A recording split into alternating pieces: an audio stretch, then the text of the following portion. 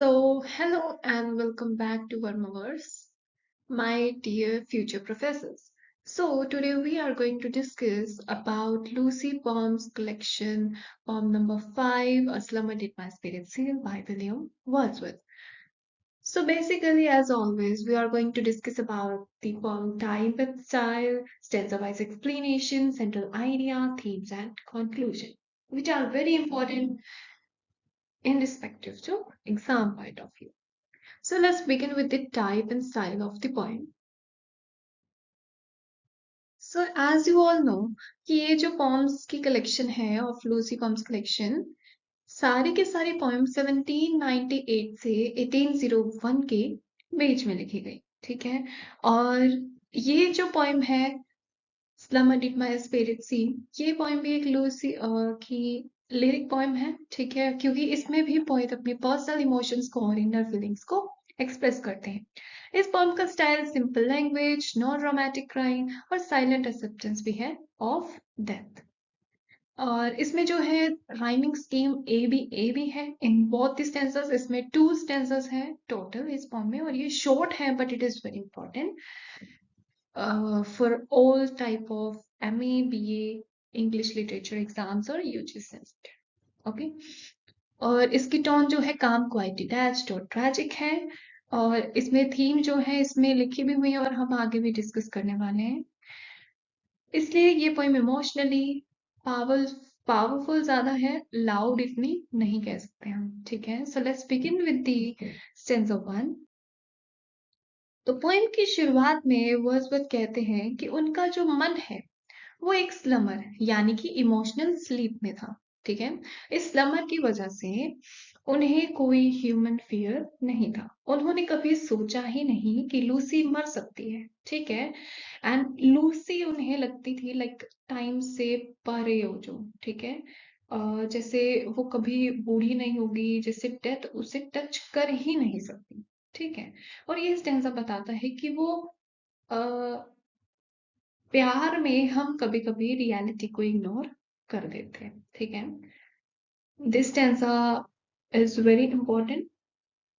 और इसमें overall idea यही था कि जो वर्ड्सवर्थ है वो मतलब एक्सपेक्ट नहीं करते कि लूसी कभी पूरी हो सकती है या फिर उसको भी कभी मतलब जो है डेथ आ सकती है, ठीक है।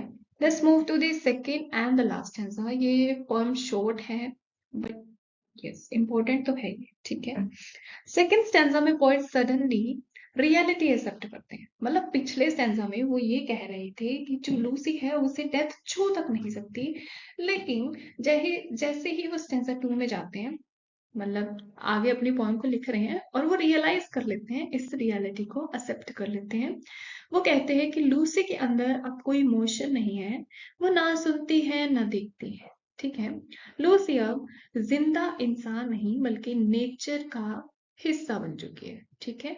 ये हम पहले डिस्कस कर चुके हैं कि Lucy I think in the third poem वो उसके मरने की बात दिखाई गई है, और इन द फोर्थ पॉइम उसको नेचर के साथ कनेक्ट किया है कि कैसे नेचर ने उसे गाइड किया, ठीक है। और बाद में कैसे लूसी जो है नेचर का ही एक पार्ट बन के रह गई लाइक अ मेमोरी।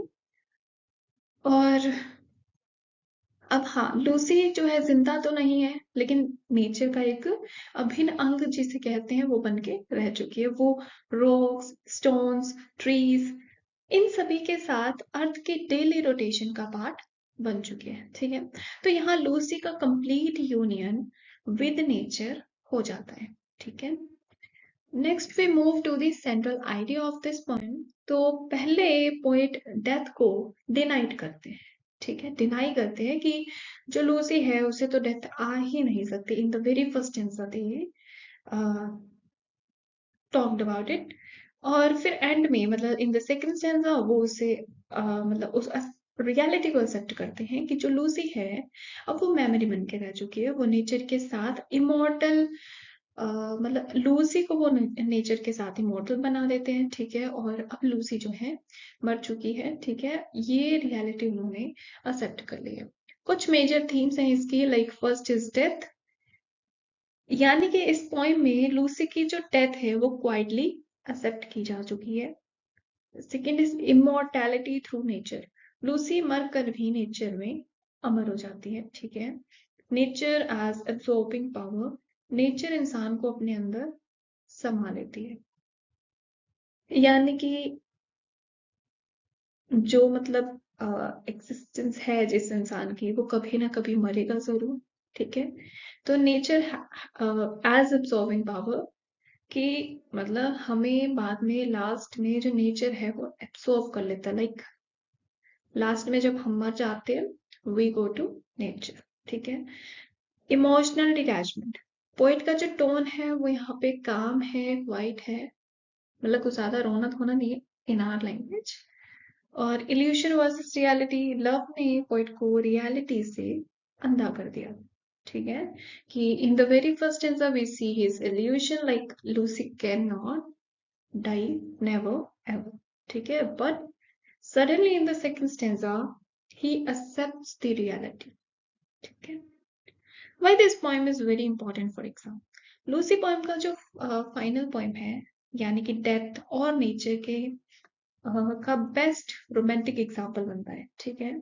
और ये जो पोएम है वो यूजीसी नेट, एमए इंग्लिश और कभी कभी बीए में भी, मतलब ये पोएम बहुत ज्यादा पॉपुलर है, ठीक है। और shows Wordsworth believe that nature is greater than human life. Conclusion is कि अ स्लम्बर एट माय स्पिरिट से जो है एक साइलेंट ट्रेजिक पोएम है, इसमें कोई इमोशनल ड्रामा नहीं है, सिर्फ एक डीप फिलोसॉफिकल एक्सेप्टेंस है। लूसी अब एक इंडिविजुअल नहीं रहती, वो अर्थ, नेचर और एटर्निटी का हिस्सा बन जाती है। और ये पोएम हमें सिखाती है कि जो डेथ है वो किसी का एंड नहीं है, बल्कि नेचर के साथ मिलकर लाइफ कंटिन्यू होती है, ठीक है। तो ये थी हमारी आज की पोएम। होप सो आप सभी को इजली समझ आई होगी। इफ यू वांट नोट्स, तो ये तो आपको पता ही है कि Telegram channel English literature notes, मतलब Verma words English literature notes जो है, आप चैनल सर्च कर सकते हो और वहां पे आपको सैंपल्स मिल जाएंगे वहां पे हर फॉर्म की। और अगर आपको पीडीएफ चाहिए तो 11 rupees is very affordable price for they. Okay, thank you so much for watching, please subscribe it अगर आपको मतलब ऐसे ही लिटरेचर की अच्छी अच्छी फॉर्म्स पढ़नी है तो। ओके।